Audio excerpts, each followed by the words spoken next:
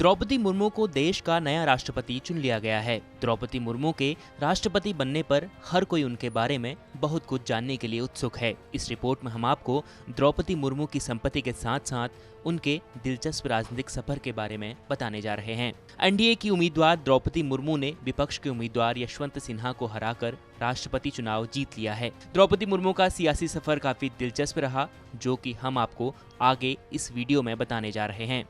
सबसे पहले उनके संपत्ति की बात कर लेते हैं। एसोसिएशन फॉर डेमोक्रेटिक रिफॉर्म्स यानी एडीआर की रिपोर्ट के मुताबिक द्रौपदी मुर्मू के पास संपत्ति 2 करोड़ 8 लाख रुपए से ज्यादा की है और साथ ही 14 लाख रुपए की देनदारी भी। एडीआर की रिपोर्ट के मुताबिक विपक्ष के उम्मीदवार रहे यशवंत सिन्हा की संपत्ति इनसे ज्यादा है। उनकी संपत्ति 3 करोड़ 65 लाख से ज्यादा बताई गई है। एडीआर ने ये रिपोर्ट द्रौपदी मुर्मू के चुनावी हलफनामे यानी एफिडेविट के आधार पर तैयार की है। हालांकि इस रिपोर्ट में द्रौपदी मुर्मू के पास बंगला और गाड़ी होने का कोई जिक्र नहीं है। अब आपको द्रौपदी मुर्मू के सफर के बारे में बताते हैं। द्रौपदी मुर्मू देश की पहली आदिवासी महिला राष्ट्रपति चुन ली गई है। इनका जन्म 20 जून 1958 को उड़ीसा में हुआ था। मुर्मू उड़ीसा के मयूरभंज जिले के ऊपरबेड़ा गांव के आदिवासी परिवार से आती हैं। इन्होंने रमा देवी वुमेन्स कॉलेज से बीए की डिग्री ली है। द्रौपदी मुर्मू ने 1994 से 1997 के बीच रायरंगपुर के ही एक स्कूल में टीचर के रूप में अपनी सेवा दी। इसके अलावा उन्होंने कुछ समय तक ओडिशा के राज्य सचिवालय में नौकरी भी की। द्रौपदी मुर्मू के पति और 2 बेटों का निधन हो जाने के बाद उन्होंने अपने घर को एक बोर्डिंग स्कूल में बदल दिया, जहाँ आज भी स्कूल चलाया जाता है।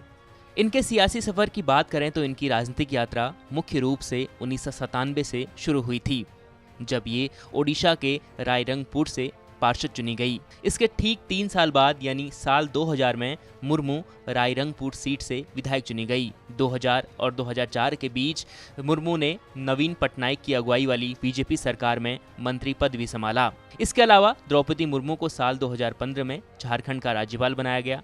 तब वो देश की पहली आदिवासी महिला राज्यपाल बनी। अब द्रौपदी मुर्मू देश के सर्वोच्च पद के लिए चुन ली गई है। अब आपको देश के राष्ट्रपति की सैलरी के बारे में बताते हैं।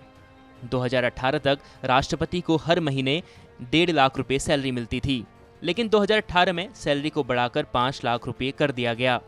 इसके अलावा राष्ट्रपति को मुफ्त मेडिकल, टेलीफोन बिल, आवास, बिजली समेत कई सारे भत्ते भी मिलते हैं।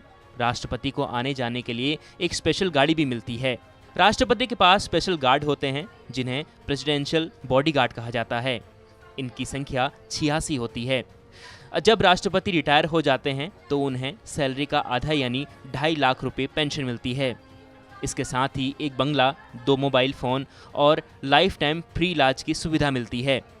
पूर्व राष्ट्रपति को एक सहयोगी के साथ ट्रेन या हवाई मार्ग से यात्रा करने की सुविधा भी मिलती है। कुल मिलाकर देखा जाए तो राष्ट्रपति देश का सर्वोच्च पद होता है और प्रथम नागरिक भी।